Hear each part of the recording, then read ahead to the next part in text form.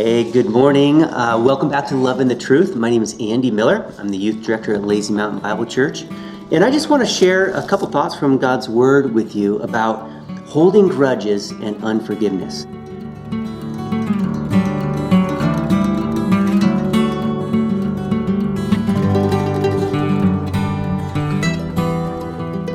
Did you know that it costs to hold a grudge?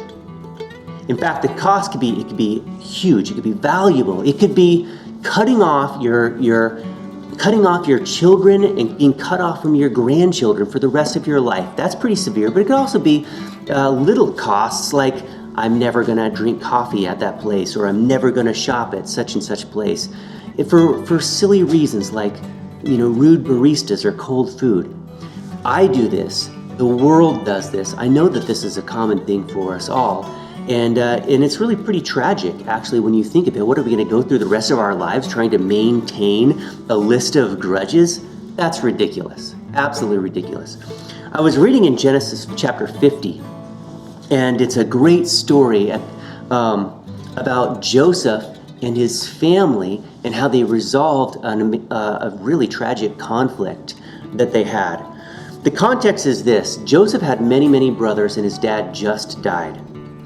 And earlier in the life of this family, Joseph's brothers were jealous over Joseph's relationship with his father.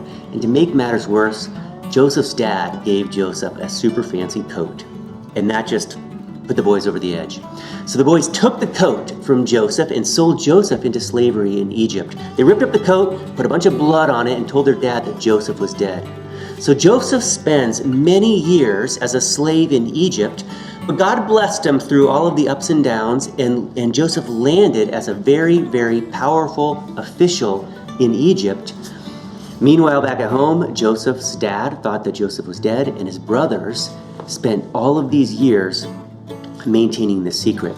A famine unites the family of Joseph with Joseph in Egypt, and everything's okay between Joseph and his brothers until dad dies, and then the brothers start to panic, thinking now Joseph is going to get revenge. They're thinking Joseph, all of these years, has been maintaining this festering grudge and is waiting for an opportunity to pounce. So in Genesis chapter 50, verse 15, we read this. When Joseph's brothers saw their father was dead, they said, "What if Joseph bears a grudge against us and pays us back in full for all the wrong that we did to him?" So they sent a message to Joseph saying, "Your father charged before he died, saying, 'Thus you shall say to Joseph, please forgive, I beg you, the transgressions of your brothers and their sin.'" Note, this is the brothers writing this in their dad's name because his dad has passed away. "For they did you wrong, and now please forgive the transgression of the servants of the God of your father." And when Joseph heard this, he wept. The brothers came to him also. They fell down before him and said, "Behold your servants." But Joseph said to them, "Do not be afraid, for am I in God's place?" And what Joseph is thinking is vengeance is not mine. Vengeance is for the Lord. And you know what's interesting? When we make little vows in our heart, I'm never eating there, I'm never getting coffee there, or I'm never lending such and such to such a person, what we're doing is we're actually getting vengeance in our own little way. We're playing our own little God. And we're holding a grudge, and we're using that grudge to get back at other people in our own little private way. But Joseph says, "Don't be afraid, I am not in God's place. As for you, you meant evil against me, but God meant it for good in order to bring about this present result, to preserve many people alive." So what do? What do you value? I'm going to cut off this very large company so that I can hold on to my grudge? Or do you forgive?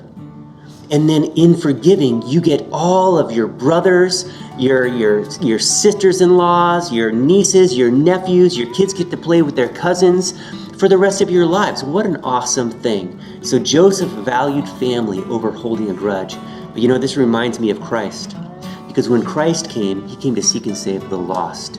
He came to bring together a spiritual family.